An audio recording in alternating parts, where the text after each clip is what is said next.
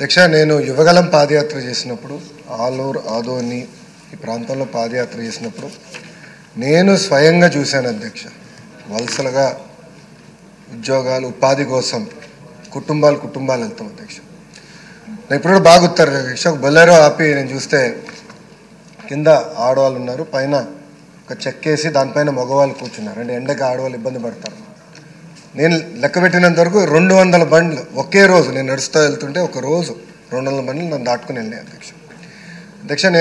నాకు ఇప్పుడు కూడా బాగా గుర్తు, అక్కడ నేను హామీ ఇచ్చాను లిఫ్ట్ ఇరిగేషన్ ప్రాజెక్ట్, కానీ అది నేను క్యాబినెట్ మీటింగ్లో కూడా చర్చించాము. అది తప్పనిసరిగా చేసి సాగునీరు కర్నూలు పార్లమెంట్కి అందజేసే బాధ్యత ఎన్డీఏ ప్రభుత్వం తీసుకుంటుంది. గౌరవ ఇరిగేషన్ శాఖ మంత్రి గారు ఇక్కడనే ఉన్నారు, ఆయన కూడా తెలుసు, ఎందుకంటే మేము చాలాసార్లు మాట్లాడుకున్నాం. వాస్తవంగా అధ్యక్ష, నంద్యాలలో పాదయాత్ర చేస్తే నంద్యాల తర్వాత కర్నూలుకి వచ్చా, తెలిసిపోయింది అధ్యక్ష.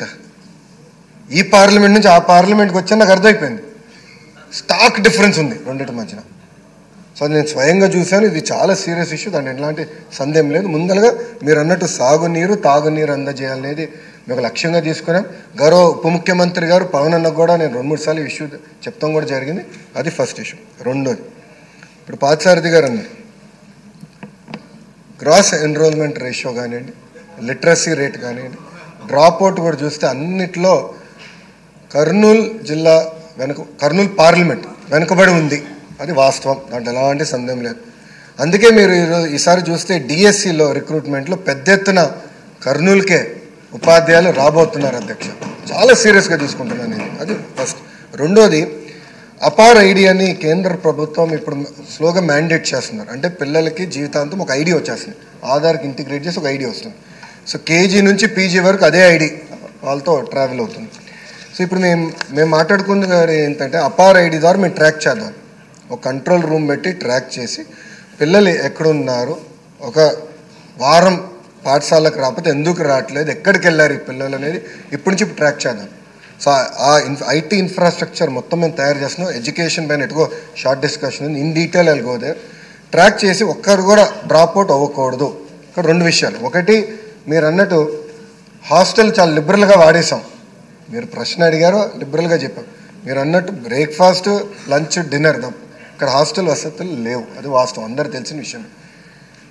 కానీ మేము ఆలోచించే 2 విషయాలు. ఒకటి, ఇప్పుడున్న సంక్షేమ హాస్టల్స్ ఎట్లా బలోపేతం చేయాలి. ఒక భాగం అయితే వలసలుగా వెళ్తారు అధ్యక్ష. ప్రధానంగా వాళ్ళందరూ మిర్చి సమయంలో ఇక్కడికి వచ్చి గుంటూరులో ఎక్కువ శాతం మంది ఇక్కడ ఉంటారు. సో వాళ్ళు ఇక్కడికి వచ్చినప్పుడు ఇక్కడ అడ్మిషన్స్ ఇవ్వచ్చా, దానికి విధి విధానాలు ఏంటి అంటే వచ్చేదే ఒక 4 నెలలు 5 నెలలకి ఇక్కడ అడ్మిషన్స్ ఇచ్చి వాళ్ళ పిల్లలకి చదువు ఇక్కడ కొనసాగించచ్చా. ఎందుకంటే అక్కడ స్కూల్ కిట్ ఎక్కువ ఇస్తాం కనుక ఇక్కడ చేయొచ్చు. ఆ ట్రాకింగ్ కూడా ఇప్పుడు మొదలు పెడతాం. అది ఒక భాగం. అంటే ఒక పక్కన హాస్టల్స్, ఇంకో పక్కన ఈ ట్రాకింగ్ 2 ఉంటేనే డ్రాప్ అవుట్ రేట్ తగ్గుతుంది, దాంట్లో ఎలాంటి సందేహం లేదు అధ్యక్ష. గౌరవ సభ్యులు చెప్పినట్లు ఇప్పుడు 24-25 బడ్జెట్లో 121 సెంటర్, అంటే రాష్ట్ర వ్యాప్తంగా 121 సెంటర్లో కేవలం 6040 మంది విద్యార్థులకి 6,04,00,000 రూపాయలు ఖర్చు పెడతాం జరిగింది. మీరు చూస్తే గతంలో కూడా డీటెయిల్స్ మొత్తం నా దగ్గర ఉంది అధ్యక్ష.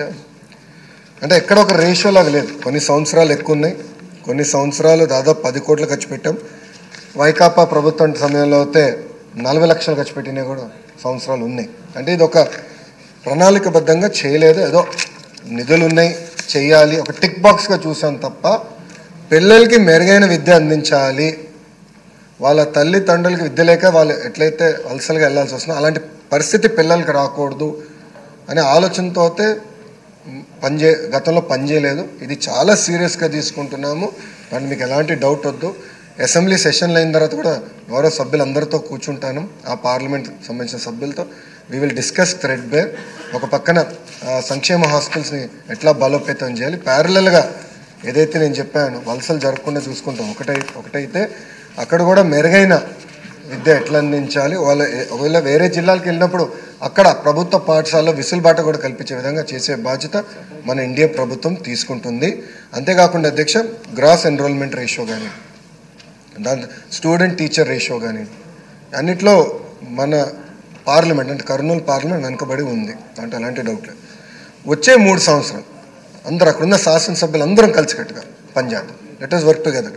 అక్కడున్న CSR ఫండ్స్ ఉన్నాయండి, సర్వశిక్ష అభియాన్ ఫండ్స్ ఉన్నాయండి, లేదంటే ఎడ్యుకేషన్ డిపార్ట్మెంట్స్ ఫండ్స్ ఉన్నాయండి. 3 కన్వర్జెన్స్ చేసి పెద్ద ఎత్తున ఫోకస్ చేయాల్సిన అవసరం ఉంది.